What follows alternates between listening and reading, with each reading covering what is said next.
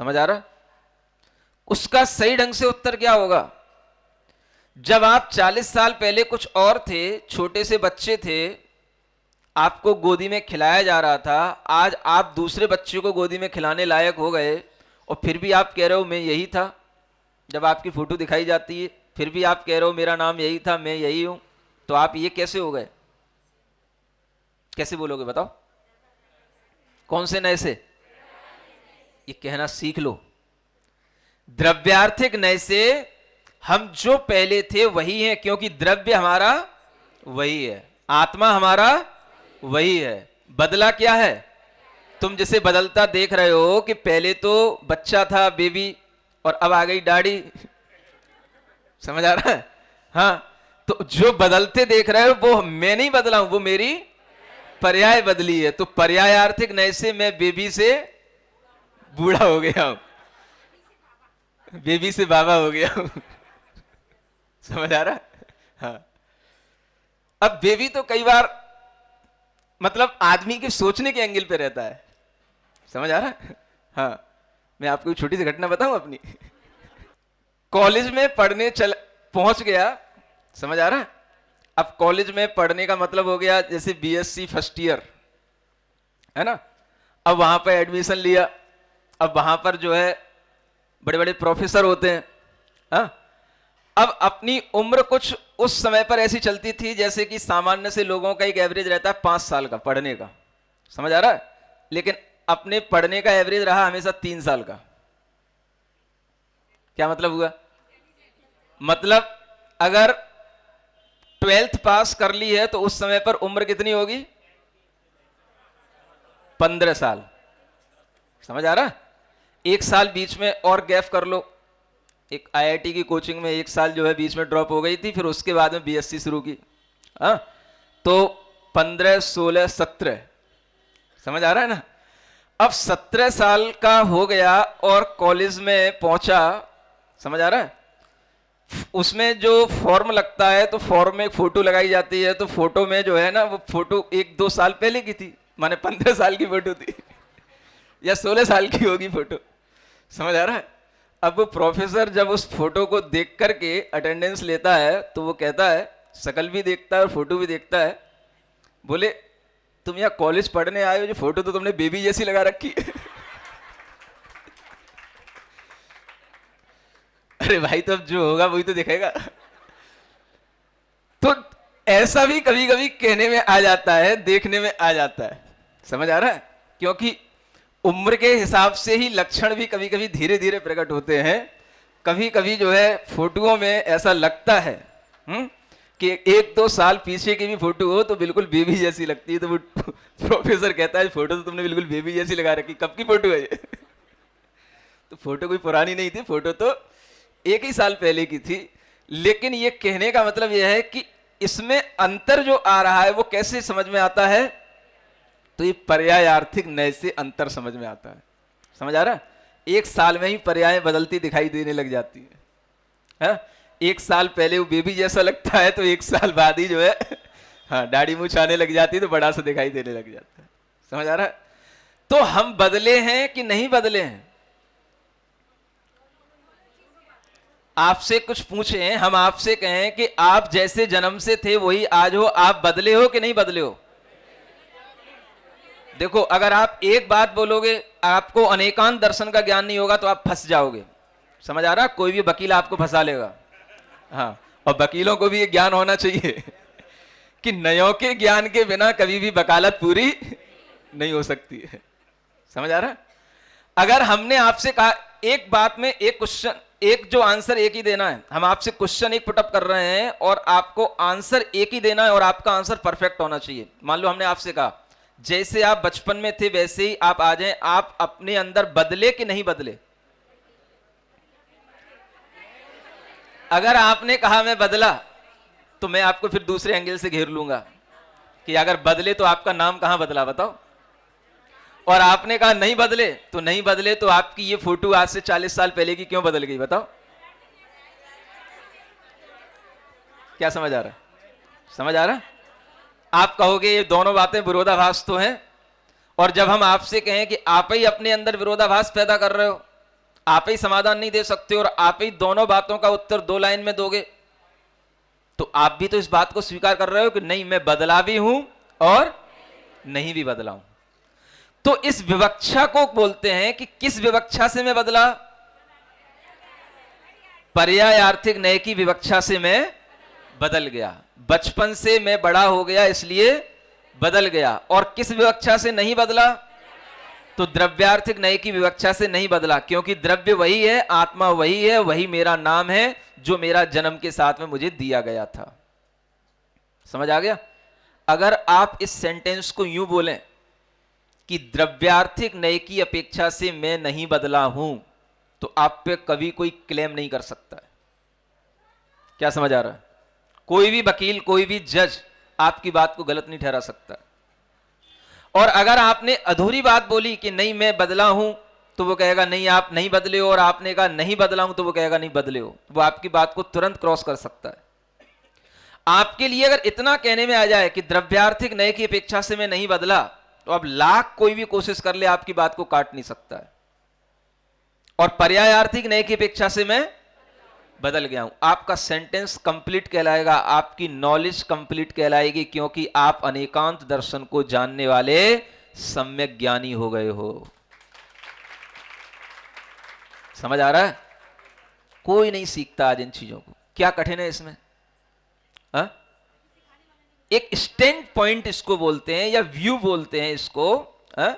जिस stand point को हम देख रहे हैं, खड़े हैं जहां पर, उसको हम किस एंगल से देख रहे हैं, किस एंगल से जान रहे हैं, वो एंगल अगर हम किसी भी रूप में हम डिफाइन करें, उसको डिवाइड करें, तो वो 2 रूपों में विभक्त हो जाता है, एक द्रव्यार्थिक और एक पर्यायार्थिक। द्रव्य के साथ जो चल रहा है, कंटिन्यूटी में जो चीजें चल रही हैं, जो चीजें उसके साथ हमेशा से बनी हुई हैं, वो सब द्रव्यार्थिक नय है। और जो अलग अलग उसकी हम फेज देखेंगे, तो वह उसकी पर्यायार्थिक नय है। आप लगा लो इस चीज को कहीं पर भी। हा? कपड़ा फट गया, कभी पूरा कपड़ा फटता है? अगर जेब भी फट गई तो आप कहोगे कपड़ा फट गया, शर्ट फट गई। नहीं समझ आ रहा? तो आपको बताना पड़ता है ना कि शर्ट फटी है कि पूरी जेब फटी है। अगर जेब फटी है इतना कहोगे, तो किस एंगल से आप बोल रहे हो?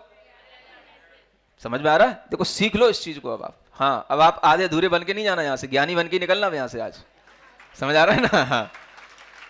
जेब फटी है, आप ये बात बोलोगे जेब फटी है, तो सामने वाला समझ लेगा शर्ट में केवल जेब ही फटी है, जेब को सिलवाना है।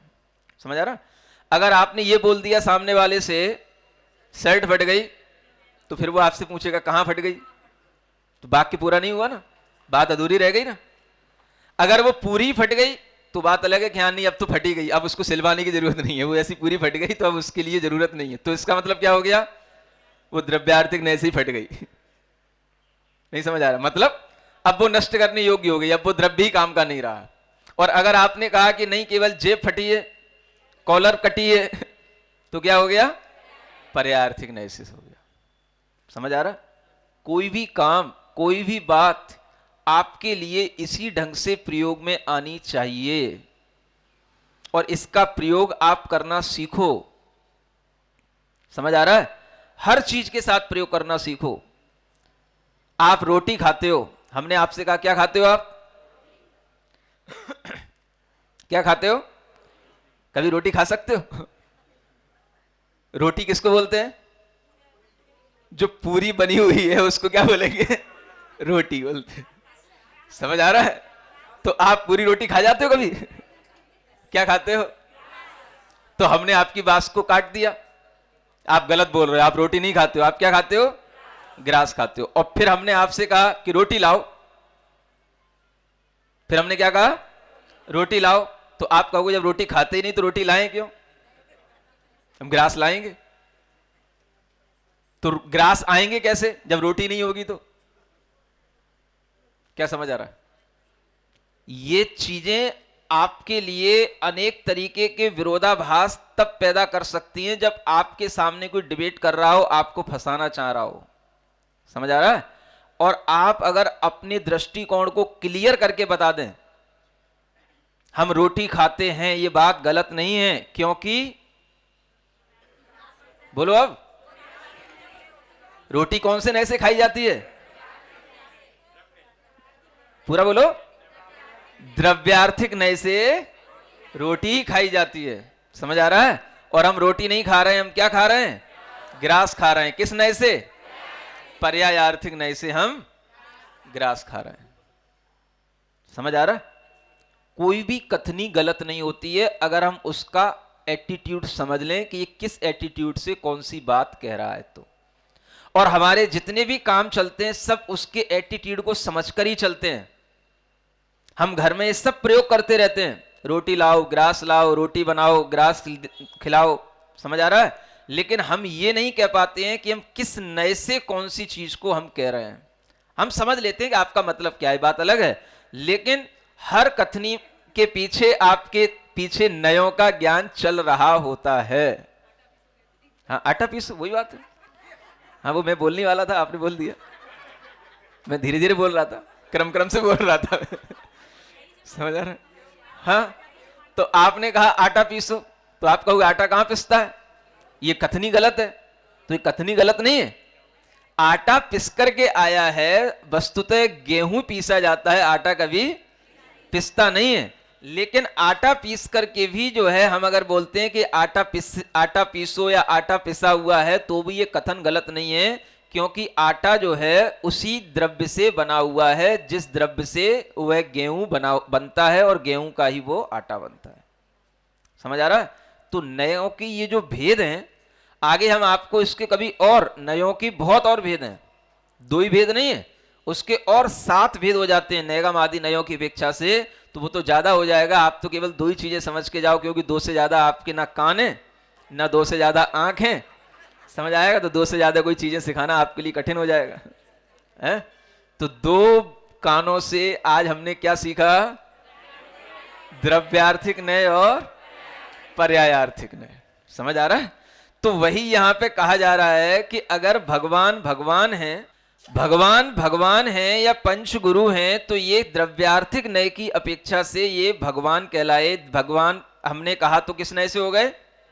द्रव्यार्थिक नय की अपेक्षा। लेकिन जब हम पर्यायार्थिक नय की अपेक्षा से कहेंगे तो हम कहेंगे नहीं, भगवान तो 2 ही होते हैं, जो परमात्मा है वो भगवान है, और परमात्मा 2 ही हैं, एक सकल परमात्मा, एक विकल परमात्मा। तो पहले तो आपने दोनों सबको कह दिया और अब आप मना कर रहे हो। तो ये किससे समझना? पर्यार्थिक नय की अपेक्षा से अरिहंत और सिद्ध ही भगवान है, और द्रव्यार्थिक नय की अपेक्षा से 5 परमेष्ठी भगवान है। समझ आ रहा? ये नयों की विवक्षाएं सीखोगे तो जो बहुत सारे विरोधाभास आपके अंदर पड़े रहते हैं वो समझ में आने लगेंगे। यही जैन दर्शन का प्राण है। समझ आ रहा है? विचारों में तो हमारे ज्ञान में कभी ये प्राण आते नहीं है, बस हमारी दृष्टि में थोड़ा बहुत रहता है। तो बस अहिंसा परमो धर्म की जय, है ना, और ज्यादा से ज्यादा आलू नहीं खाना, प्याज नहीं खाना, बस हो गया धर्म। समझ आ रहा है? और हम वहीं के वहीं बने रहते हैं। तो विचारों में जब ये चीजें आने लग जाती हैं तो इनके हम प्रयोग तरह तरह से करते हैं, तो हमारे अंदर एक समीचीन ज्ञान पैदा होता है। इसी को कहते हैं सम्यक ज्ञान। समझ आ रहा है? और ये सम्यक ज्ञान जब पैदा होने लग जाता है तो वही हमारी दृष्टि को बिल्कुल समीचीन बनाता चला जाता है।